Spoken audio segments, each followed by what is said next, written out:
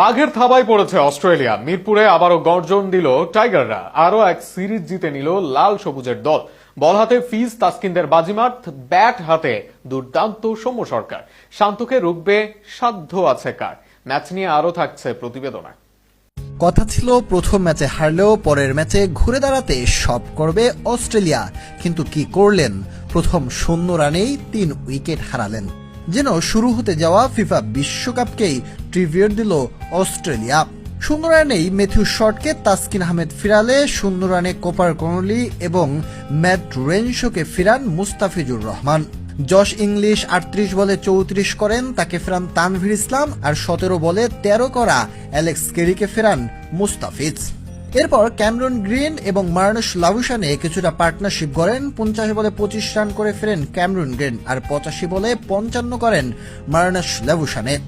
Xavier ভেটলিট করেন 48 বলে 52। এই দুজনে ভর করে 8 উইকেটে 42 ওভারে 187 রান করে অস্ট্রেলিয়া। বৃষ্টি বিঘ্নিত ম্যাচে বাংলাদেশের জন্য টার্গেট দাঁড় হয় 197 41 ওভারে।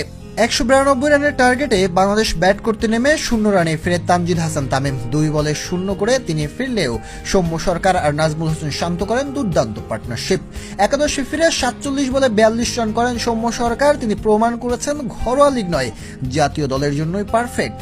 41 রান করে ফিরেন নাজমুল হোসেন শান্ত। তিনি খরচ করেন 53 বল, হাকান 5টি চারের মার। এরপর দ্রুত ফিরেন লিটন কুমার দাস। তিনি করেন 18 বলে 21 রান।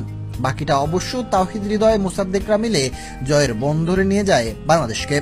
ফলে এক ম্যাচ হাতে রেখেই অস্ট্রেলিয়ার বিপক্ষে সিরিজ জেতার ইতিহাস গড়েছে টাইগাররা।